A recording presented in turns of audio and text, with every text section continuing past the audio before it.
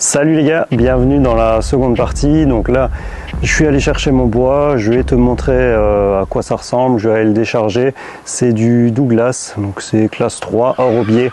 Je l'ai demandé hors aubier, mais bien sûr à la scierie, voilà, il y a eu un couac sur une partie. Ils l'ont sorti avec de l'aubier, quand il y en avait un tout petit peu, je l'ai pris, mais voilà, fallait pas abuser. J'avais des demi-planches, des planches complètes d'aubier. Donc je l'ai refusé et puis ils vont me rescier ça. Donc c'est parti pour de nouveau...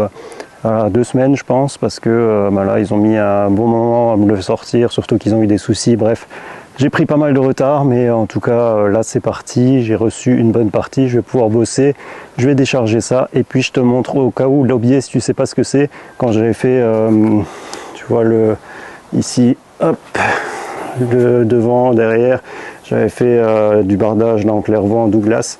Si tu veux en savoir plus sur ce que c'est l'aubier, comment le reconnaître sur le Douglas, je te mets un lien d'une vidéo là juste au-dessus, comme ça tu pourras voir ça. Donc voilà, c'est parti.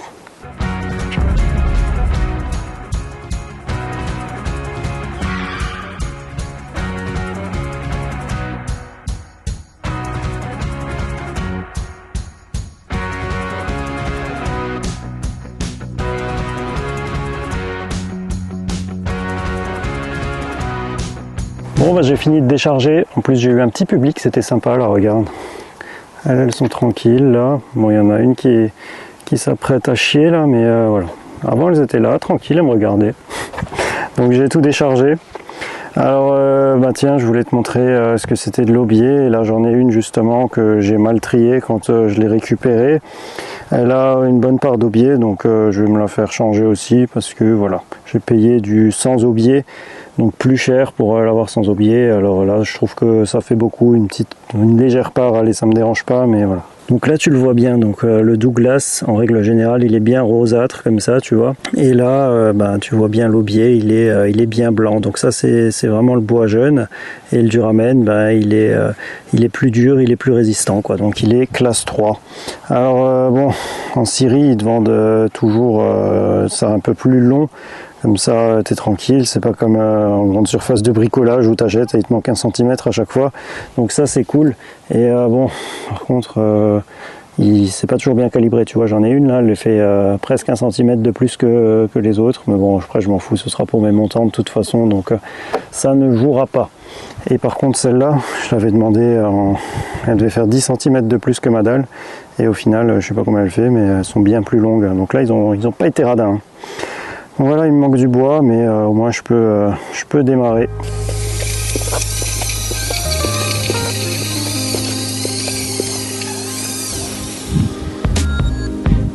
Beau bébé.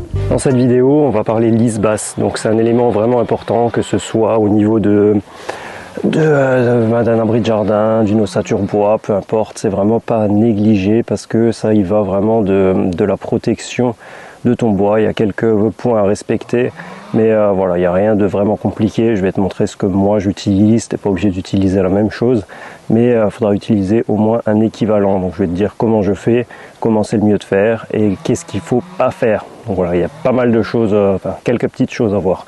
Donc là j'avais dû commencer par mon ossature, parce que tout simplement j'avais pas tout ce qu'il fallait pour poser ma lisse basse et j'avais pas envie d'être bloqué, donc j'ai commencé. Mais maintenant je te conseille pas ça, parce que j'ai tout dans les pattes là, regarde.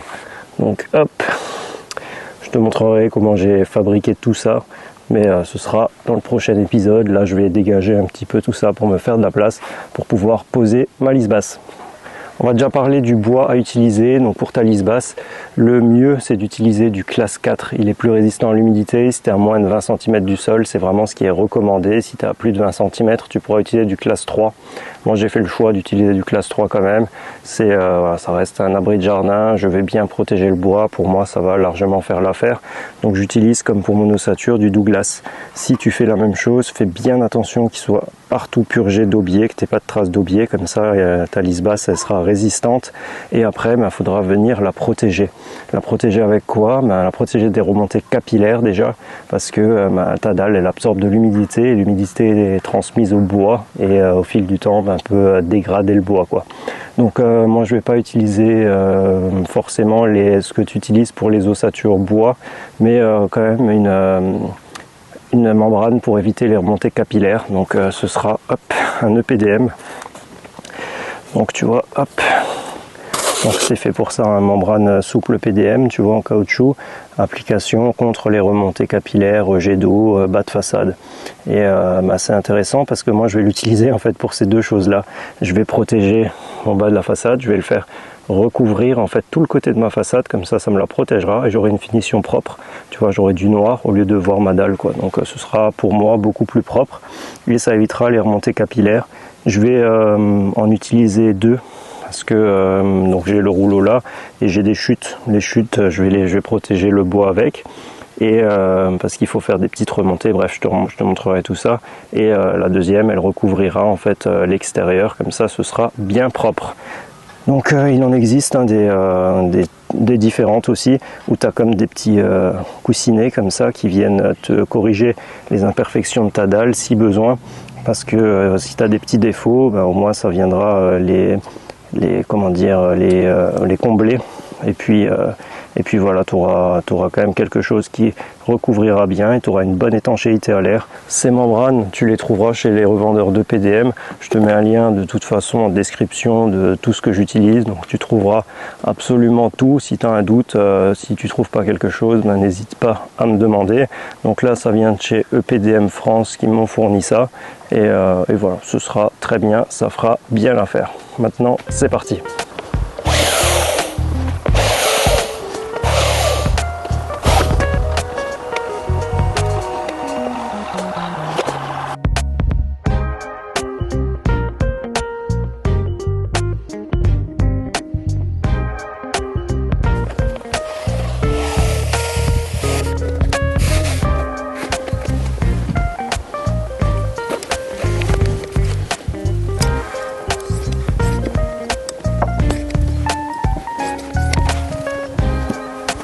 Alors je vais te montrer comment je protège mon angle. Donc comme je te l'ai dit, je veux vraiment absolument éviter un maximum de remontées capillaires. Donc je mets ces bandes et des côtés je recherche aussi à éviter que ma dalle soit mouillée, que la terre ou voilà, l'humidité soit directement en contact avec les bords de dalle. Ça limitera déjà un petit peu l'humidité et je recherche aussi un côté esthétique. Ça fait beaucoup de choses mais c'est largement faisable, hein.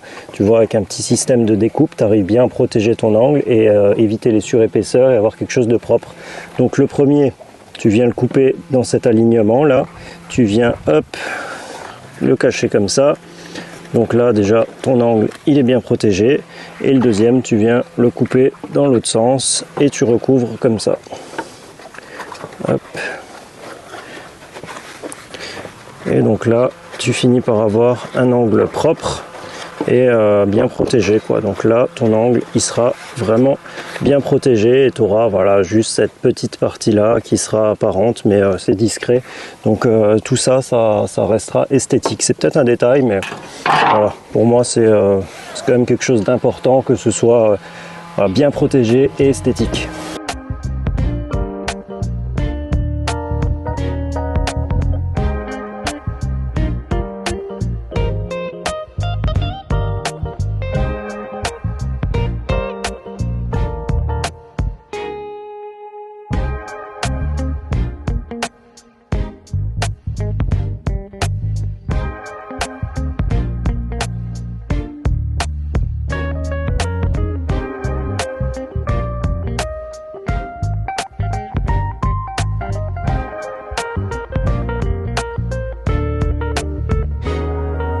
Pour fixer ma lisse basse, j'utilise des vis béton, donc tu viens tout simplement percer ta lisse basse et puis ta dalle béton, donc tu perces avec ton forêt béton, avec les percussions, ça traverse le bois, t'inquiète pas.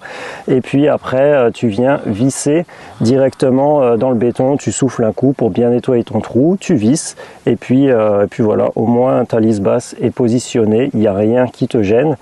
Et puis tu es tranquille après pour poser tes murs, comme ta tête fraisée, elle va venir vraiment à fleur, au moins tu es bien tranquille.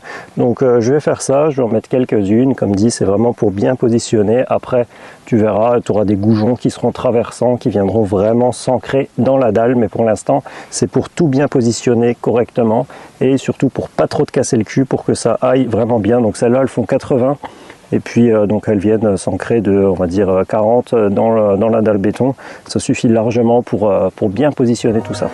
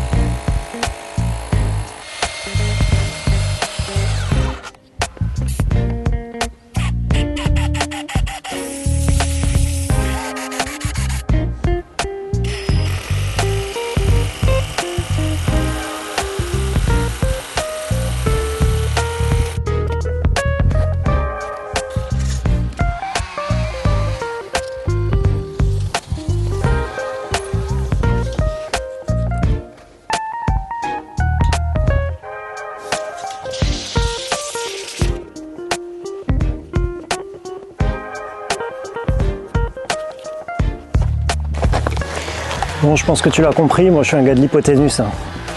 Je suis un gars comme ça, moi.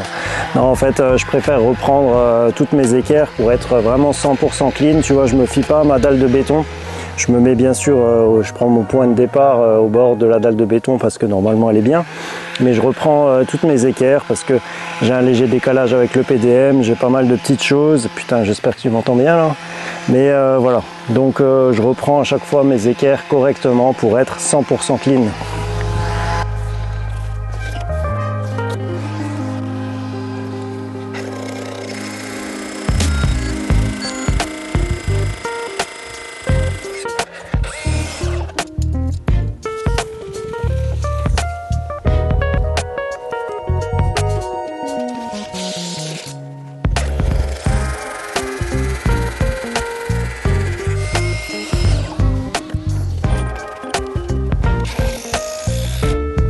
Bon, il y a toujours des points un peu particuliers, des points singuliers à traiter, c'est pas toujours évident, pas recommandé d'avoir par exemple des gaines qui remontent comme ça au niveau des remontées capillaires et tout, ben, tu as une coupure, tu as un gros trou. Donc ben, écoute, il n'y a pas beaucoup de solutions, donc moi j'ai mis une couche de silicone, je te dis pas. Donc là, tu vois, quand je vais appuyer, quand mon bois va venir contre, ça va remonter, c'est vraiment bourré au taquet, au moins, bon, écoute, on limitera la casse quoi. Donc histoire d'avoir un minimum de remontée capillaire dans le bois, là je vais le clipser et je pense que vu la dose que j'ai mis, ça risque de remonter jusque dans le bois quoi. Mais bon.